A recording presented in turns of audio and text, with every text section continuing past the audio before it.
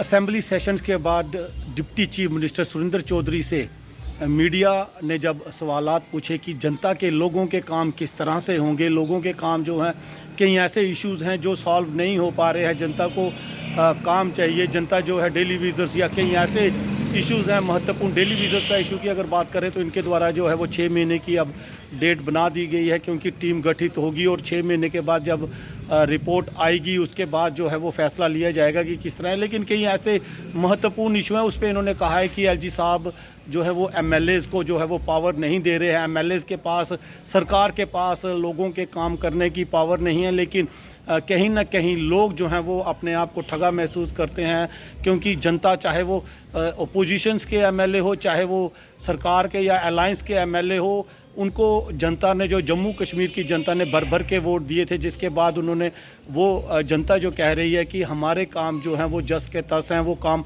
नहीं हो पा रहे हैं। और जो सुरेंद्र चौधरी जी जो डिप्टी चीफ मिनिस्टर जी कह रहे हैं कि पहले जो पावरें मिलेगी उसके बाद ही जो जनता के काम जो हैं वो संभव हो पाएंगे, क्योंकि एलजी साहब के हाथ में ही जो सारी पावरें हैं।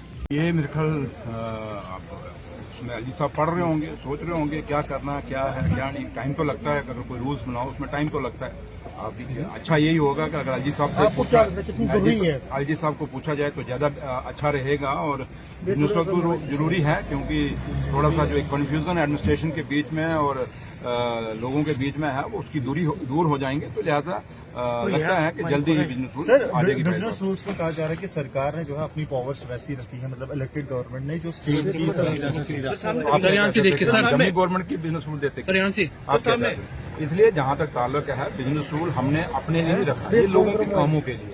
लोगों ने जो मैंडेट हमें दिया है उस मैंडेट को पूरा करने के लिए सरकार के पास जो पावर होती है, क्योंकि आपने देखा होगा अब असेंबली का क्या हाल है, ये एक सिनेमा थिएटर बना के रख दिया था।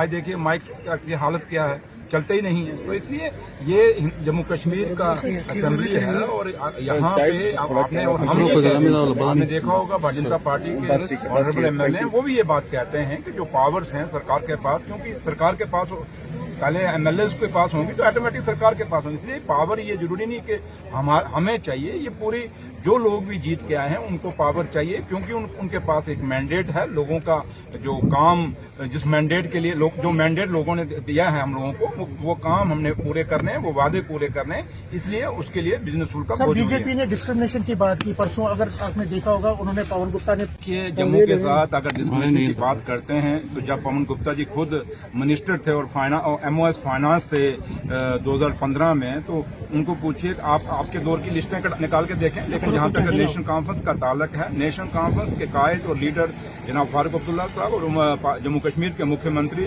उमर अब्दुल्ला साहब का हमेशा एक खिता तो हमसे अलग हो गया, लेकिन जम्मू और कश्मीर जो दो खिते हैं इनको बराबर की हिस्से देना हमने हमेशा हमारी कोशिश रही और करते आए हैं। आज ये दरबार में देखें जो हमने किया, इन्होंने 10 साल में क्यों नहीं किया, ये तो हमें क्रेडिट जाता ना। आज देखा होगा, आज अब लोग जब वापस जाना शुरू हुए, क्योंकि ईद है अब, तो जब वापस जाना शुरू हुए फिर आपकी सड़कें खाली होनी शुरू हो गई हैं। तो अगर ये लोग जो दरबार में हुआ, कश्मीर से इतनी दुनिया ना आती तो बिजनेस पे कितना फर्क पड़ता था। इसलिए ये सिर्फ प्रेस गैलरी को एड्रेस करने के लिए एक अच्छा शब्द है कि जम्मू के साथ डिस्क्रिमिनेशन है, बट अगर आप सही मायने में देखेंगे तो जम्मू के लोगों के साथ जब भी इंसाफ हुआ हमेशा नेशनल कॉन्फ्रेंस के दौर में हुआ।